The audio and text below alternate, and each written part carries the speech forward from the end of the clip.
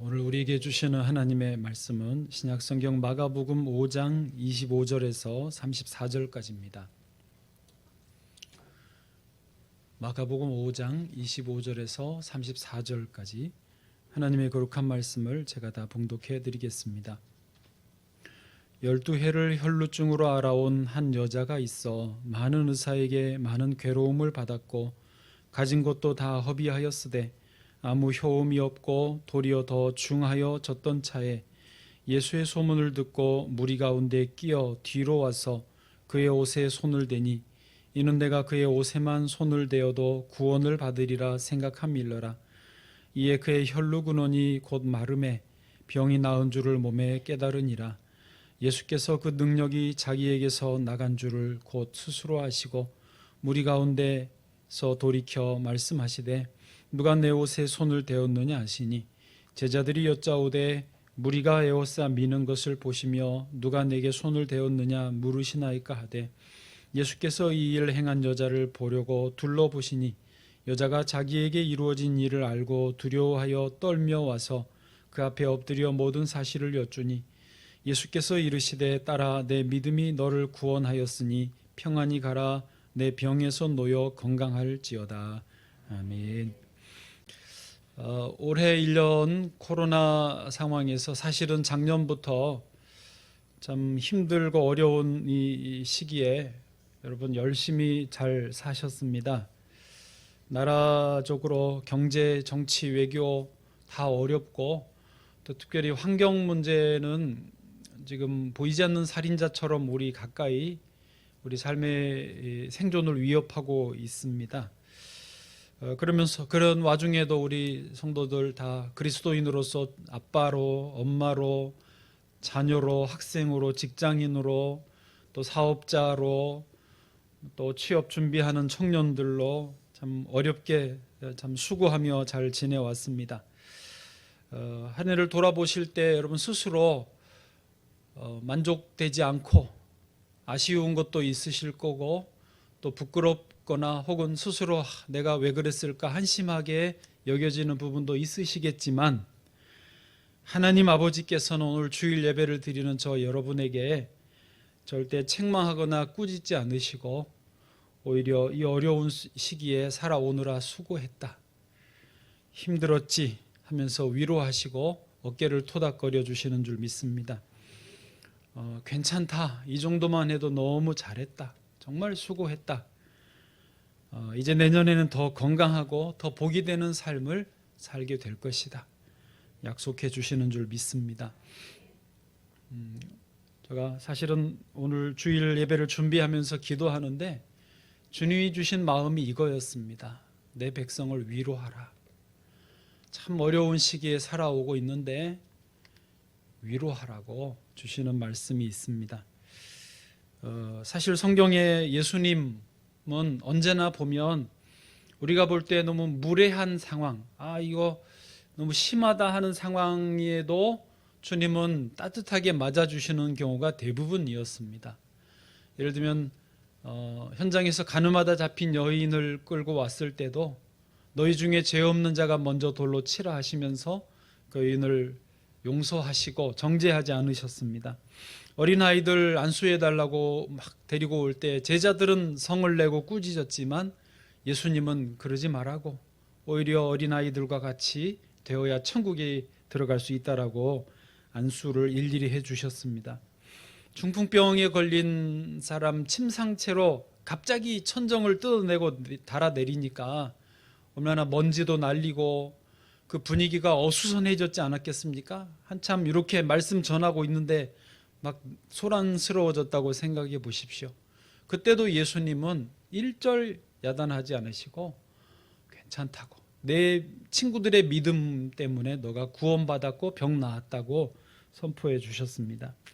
심지어 재산의 절반을 받아서 나가가지고 그것도 사업하다 날린 게 아니라 허랑방탕 마시고 놀고 즐기다가 다 날려버린 그 둘째 아들, 어디 그래도 있을 곳이 있었으면 안 왔을 거예요. 먹을 게 있었으면 안 왔을 거예요. 있을 것도 먹을 것도 없으니까 어쩔 수 없이 집으로 되돌아온 그 아들을 아버지는 환영해 주셨어요. 따뜻하게. 잘 왔다. 너무 잘 왔다. 그러면서 잔치를 베풀어 주고 새 옷, 금가락지, 살진 송아지 잡아서 잔치를 베풀어 주시지 않았습니까? 이게 우리 아버지 하나님의 마음이신 줄 믿습니다. 주님은 우리의 허물과 연약함을 동정하지 못하실 분이 아니십니다. 우리의 연약함, 우리의 실수, 우리의 한계, 우리의 부족함, 특별히 코로나 상황에서 어떻게든지 좀 제대로 살아보려고 애쓰는 우리의 모습들을 주님은 너무 잘 아시고 이 시간 위로해 주시는 줄 믿습니다. 우리 서로 그런 의미에서 주님의 마음으로 좌우에 좀 위로의 인사를 나누시면 좋겠어요. 올해 수고 많으셨습니다. 잘 하셨습니다. 괜찮습니다. 내년에는 잘 되실 것입니다. 주님이 함께 하십니다. 아멘. 아멘. 내년에 더 잘 되실 줄로 믿습니다. 그런 의미에서 오늘 제목이 내 병에서 놓여 건강할지어다입니다. 주님은 진심으로 저와 여러분이 건강한 삶을 살기를 원하십니다. 우리의 발목을 잡고 마치 물귀신 작전처럼 물속에 뭐가 내 발목을 잡고 물로 끌어당기는 그런 느낌과 같은 병이 있을지라도 그 병이 육신의 병이든 마음의 병이든 정서적인 병이든 안 좋은 습관의 병이든 내 삶을 뒤에서 끌어당깁니다. 내가 자꾸 또 일어나면 쓰러지게 만듭니다.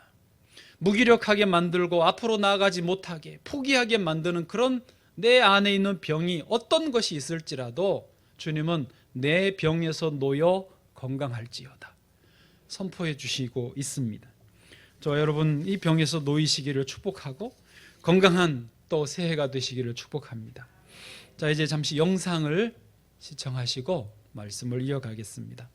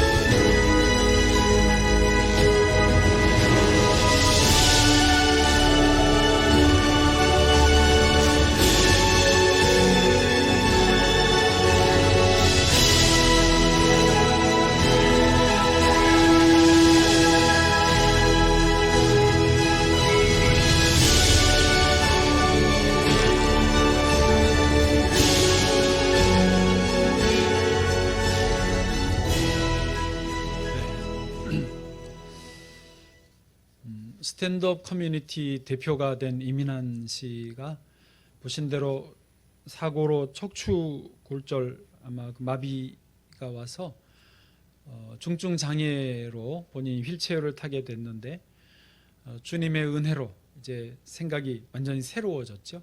그래서 그동안은 돈 많이 벌고 풍요로워지면 높은 자리에 올라가면 성공이라 생각했는데 그러면 행복할 줄 알았는데 그게 아니라 주님을 만나고 주의 은혜 가운데서 날마다 주님과 교제하면서 자기보다 어려운 사람, 자기처럼 힘든 사람을 찾아가서 동병상련 공감해주고 위로해주는 사역을 하면서 이제 참 행복을, 참 성공적인 삶을 살고 있는 모습을 보여주고 있습니다. 저 여러분도 그와 같이 강건하시고 또 남을 위로할 수 있기까지 건강하시기를 축복합니다. 자, 오늘 본문을 들어갑니다. 혈루증 12년 앓았던 여인이 예수님을 만난 이야기로 많이 들어보셨을 것입니다. 이 여인은 이미 많은 의사에게 괴로움을 많이 받았고 당시에는 실손 의료보험 제도가 없어서 치료비를 고스란히 다 내야 됐고 또 12년을 그렇게 하다 보니까 가진 것을 다 허비하고 말았습니다. 그런데도 병이 나아지기는커녕 오히려 더 심각해진 것뿐이었습니다. 사면초가와 같은 상황 속에서 더 이상 찾아갈 의원도 없고 쓸 돈도 없었습니다. 이제는 소망이 없어서 포기하고 가만히 앉아서 이러다 죽겠구나, 고통 속에 죽음만을 기다리게 되는 운명이었습니다. 그러다가 이 여인이 예수님에 대한 소문을 듣습니다. 예수님을 잘 몰랐지만 예수님이 자신을 반겨주실까 걱정도 있었지만은 물에 빠진 사람 지푸라기 잡는 심정으로 마지막으로 한번 그 나사렛 예수님 만나보자 하고 자리를 일어서게 됩니다. 여러분, 이미 포기하고 주저앉은 사람이 다시 일어서기가 보통 어려운 게 아닙니다. 이 말 이해되십니까? 다리에 예를 들면 맥이 풀려서 주저앉아 있는 사람은 손 잡아서 이렇게 세워줘도 못 섭니다. 이미 맥이 풀려버렸어요. 그런 것처럼 정신적으로 이미 낙심이 되어 있는 상태에는 일어서기가 참 어려운데 이 여인은 젖먹던 힘까지 짜내서 어찌어찌 일어나고 예수님을 향하여 찾아가게 됐습니다. 여인이 예수님을 찾았을 때 예수님은 어딘가 부지런히 걸어가고 계셨습니다. 그 주위에 수많은 무리들이 뒤따르고 있었습니다. 알고 보니까 그 직전에 회당장 야이로가, 회당장이면 유지급이죠, 자기 딸이 집에 병들어 죽게 되어 있으니까 예수님께 와서 엎드려 가지고 예수님께 집에 신방을 좀 와 주시라고 딸을 고쳐달라고 요청을 드린 상태였고 예수님은 마다하지 않으시고 가자 하고 그 집으로 가고 계시는 길이었습니다.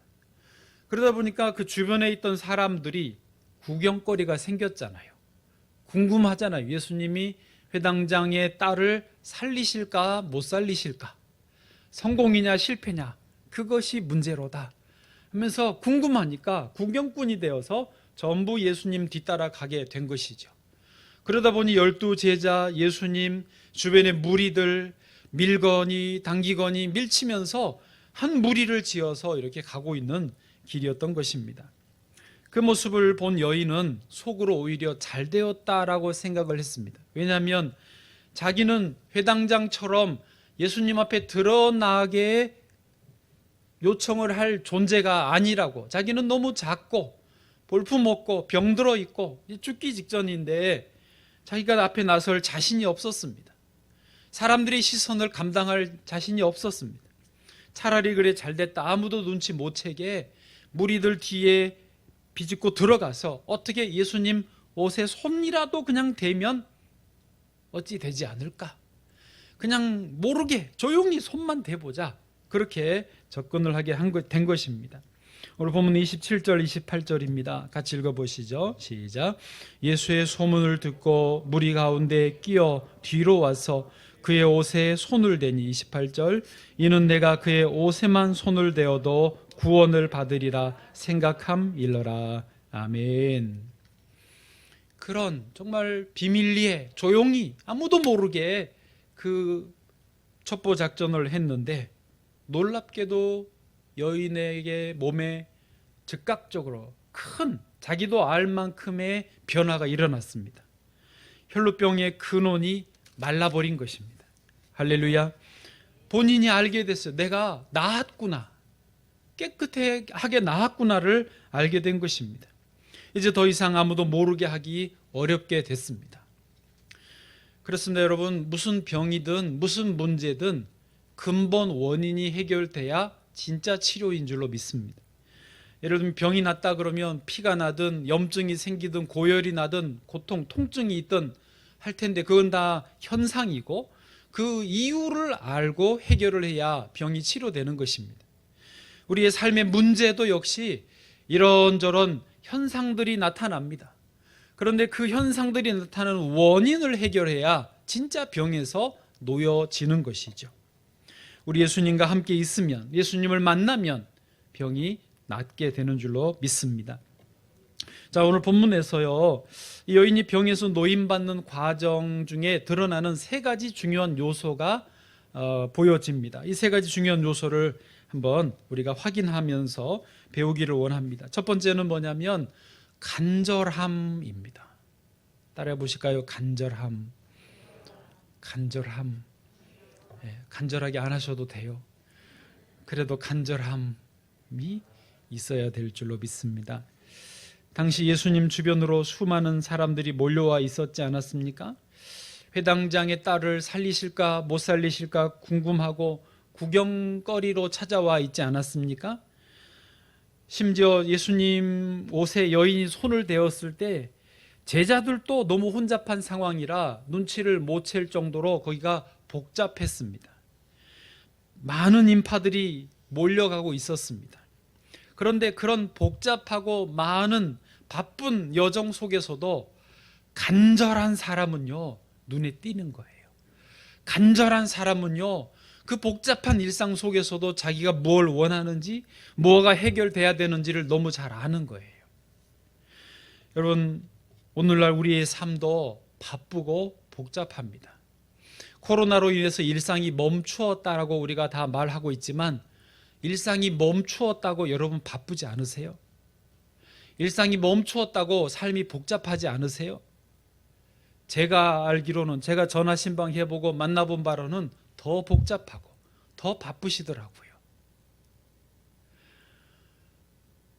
광야 같은 삶의 본질은 변하지 않습니다. 우리가 이 땅에 살아있는 동안은 복잡합니다.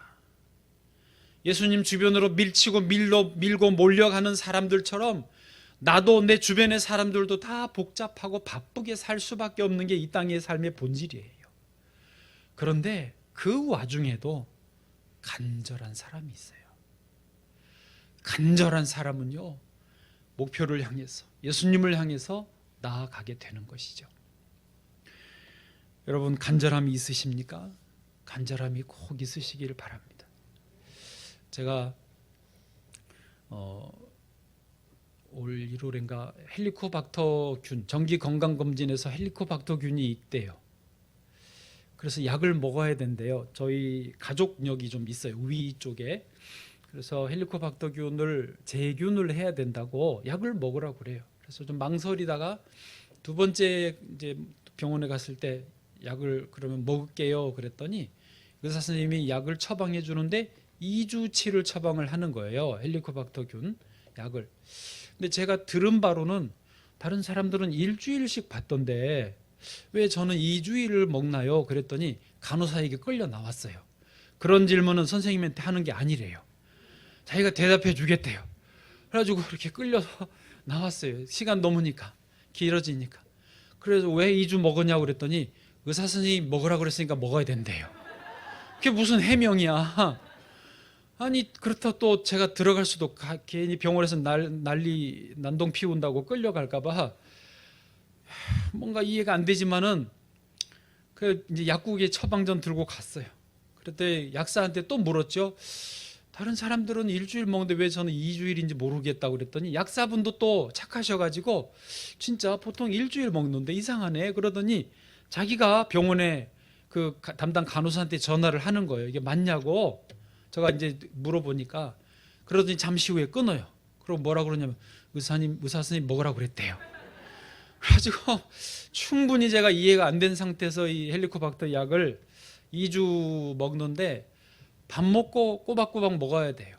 하루 세 끼 다 안 챙겨 먹는데 세 끼 다 먹어야 되고 약을 먹어요. 이 약은 또 좀 속을 좀 뒤집는 게 있어가지고 상당히 부담스럽더라고요. 그래도 마음에는 안 들지만 간절함이 없었기 때문에 먹기는 먹어야 되겠고, 그래서 어쨌든 밥 먹고 약 먹고 밥 먹고 약 먹고 해서 어쨌든 다 먹었어요. 조금 속이 부담스러웠지만은 해결을 했어요. 그리고 기간 지나서 다시 검사하러 오라고 그래서 가서 검사했더니 헬리코박터균이 아직도 잘 살고 있대요. 그래서 또 약을 먹으라는 거예요. 그래서 좀 쉬었다 먹자고. 그리고는 얼마 전에 가서 다시 약을 받았습니다. 그런데 이제 그 사이에 저에게 좀 간절함이 생겼어요. 알고 보니까 저는 가족력이, 저 아버님이 위암이 있으셨거든요. 그래서 가족력이 있기 때문에 확실하게 치료를 해야 돼서 2주를 줬다라는 거예요. 이제 이해가 됐어요. 그리고 이번엔 가가지고 먹겠다고 순순히 그랬더니 약을 역시 2주치 지어주는데 이번에는 하루에 3번이 아니고 하루에 4번이에요. 약 개수도 훨씬 많아요.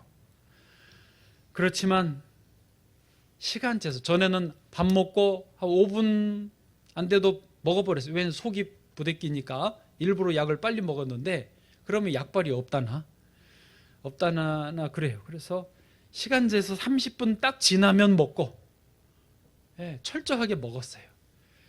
다 없어졌냐 이제 가서 봐야 알아요. 나중에 알려드릴게요. 기대하시라 개봉박두. 여러분 졸리실까봐. 왜냐하면 간절함이요 우리 삶의 매사에 필요합니다. 공부를 하는 학생도 간절함이 필요하고, 기도할 때도 간절함이 필요하고, 찬양 부를 때도 간절함이 필요하고, 예배 드릴 때도 간절함이 있어야 됩니다. 그 간절함에 주님이 응답하시는 거예요. 두 번째로 믿음이 있어야 되더라고요. 이 여인은 예수님의 옷에만 손을 대어도 나을 것이라는 믿음이 있었습니다. 28절에 보니까요, 이는 내가 그의 옷에만 손을 대어도 구원을 받으리라 생각함일러라. 다른 복음서에는 옷자락을 붙잡았다 뭐 이렇게 표현도 돼 있지만 여기는 보십시오, 옷에 손만 살짝 대어도 나을 거야 라고 하는 생각, 이게 이제 믿음인 거죠. 예수님 믿음이라고 하셨어요. 34절에 보니까 예수께서 이르시되 따라 내 믿음이 너를 구원하였으니 평안히 가라, 내 병에서 놓여 건강할지어다. 아멘. 얼마나 좋은지요. 여러분 당시에 수많은 사람들이 있었어요. 그러나 간절함이 있고 믿음이 있었던 사람, 그래서 병 고침을 받는 사람은 이 여인뿐입니다. 생각해 보십시오. 예수님 옷자락을 손에 닿은 사람이 여인뿐이겠습니까? 실제로 물리적으로 닿은 사람은 여인만 아니었을 거예요. 제자들도 닿았고 또 어떤 다른 사람도 닿았고 밀고 밀치면서 옷이 손에 닿았어요. 그런데도 병이 나은 사람은 여인뿐이라고요. 왜요? 간절함과 믿음이 있었기 때문이죠. 저 여러분에게 이 믿음이 있기를 축복합니다. 모든 기적에는 믿음이 필요합니다. 복음서 예수님이 기적을 이루어 주시기 전에는 반드시 믿음을 확인하셨습니다. 우리에게 그 믿음이 있기를 축복합니다. 마지막 세 번째로 예수님과의 터치이더라고요. 간절함이 있고 믿음이 있는 상태로 터치하면 병이 낫는 역사가 있는 것이죠. 여러분 예수님을 터치하는 과정이 여인에게서 그렇게 고상하지 않았어요. 아까 말씀드린 대로 비밀 작전으로 누구도 모르게 부끄러워서 그냥 몰래 간첩처럼 비집고 들어가서 도둑처럼 손을 터치한 거였어요.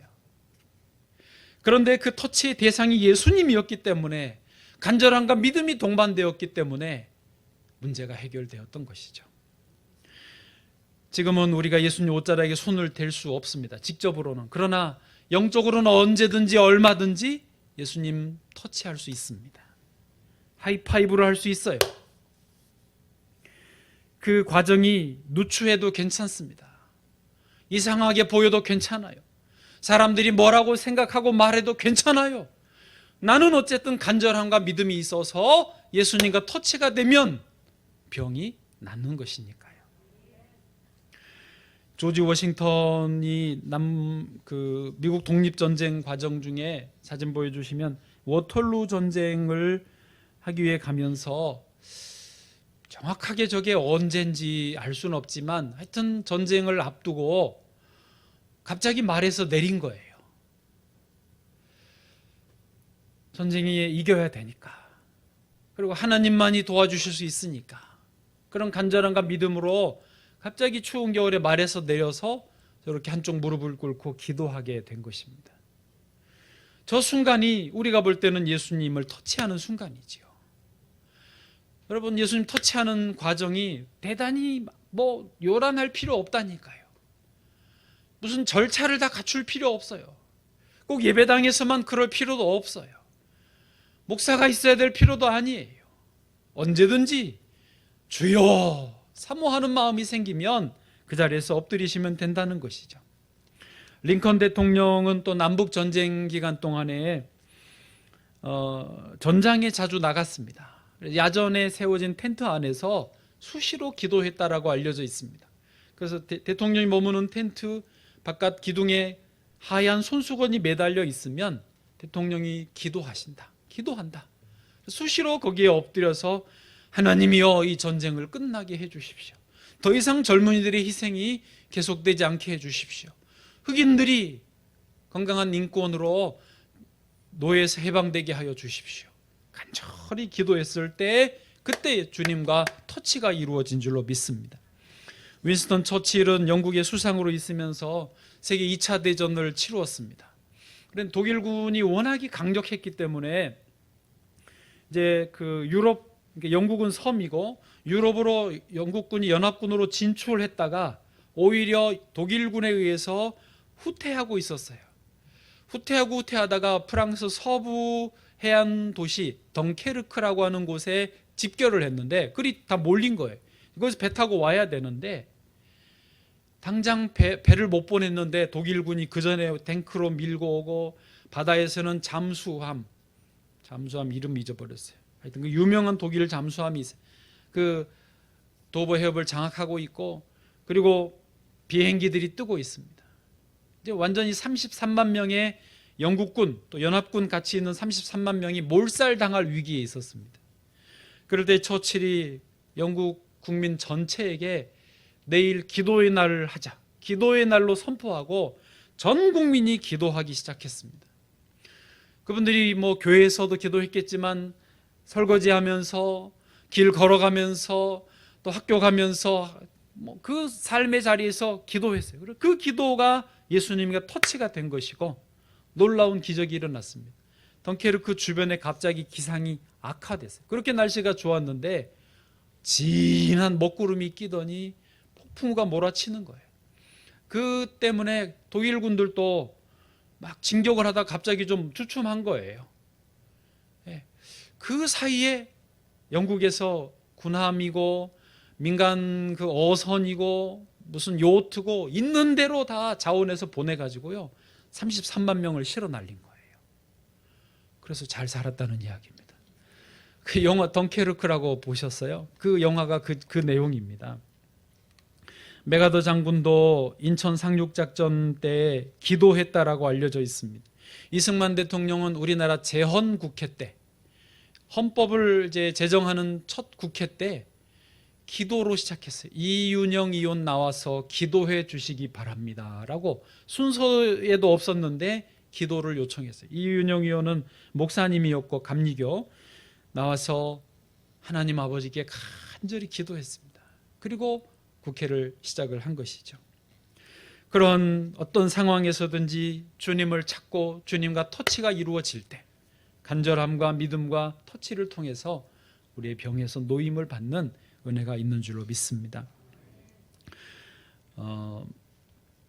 신문에 마침 좋은 기사가 있었습니다. 좌절이라는 단어를 설명을 해주더라고요. 좌절 말고 좌절하자. 제목이 아마 그랬던 것 같은데 좌절이라는 뜻은 스스로 절단한다예요.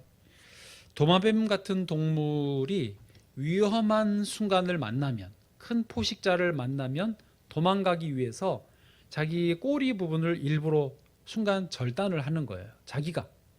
그러면 쫓아오던 포식자가 그 꼬리가 막 잘려서도 꿈틀꿈틀 할 거 아닙니까? 그러면 거기에 관심을 기울이고 그걸 뭐 먹거나 주춤하는 사이에 도마뱀은 몸통은 도망가는 거죠. 이게 이제 좌절이라고 하는 거예요. 개에게도 있더라고요. 그 개 마디마디를 지가 꺾을 수 있어요. 꺾어서 부러뜨려서 내버릴 수 있더라고요. 그런데 하나님이 이 개나 도마뱀에게 주신 능력이 뭐냐면 좌절도 가능하지만 재생도 가능한 거예요.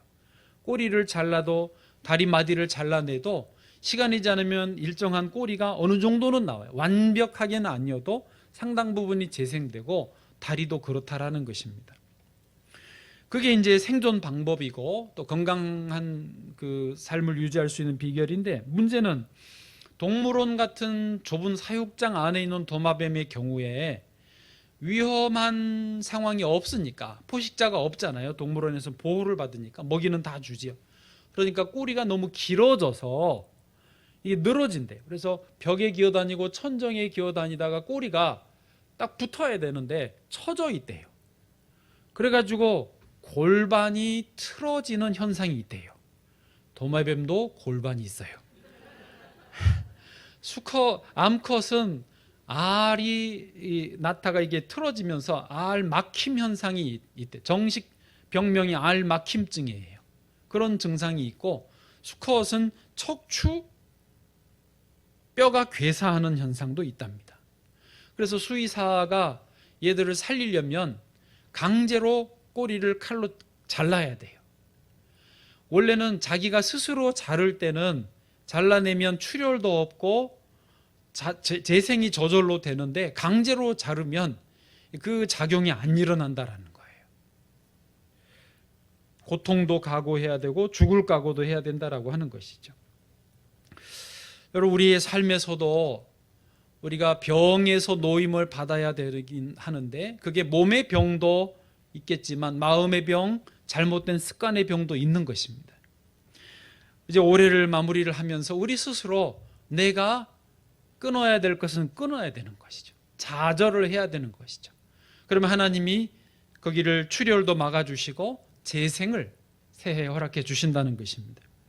보면 자연도요 늘 좌절을 하고 있다는 것이죠. 예를 들면 낙엽이 떨어지면서 월동을 준비하고, 또 겨울 내내 식물들은 성장을 멈춥니다. 그래서 생기는 게 나이테 아닙니까?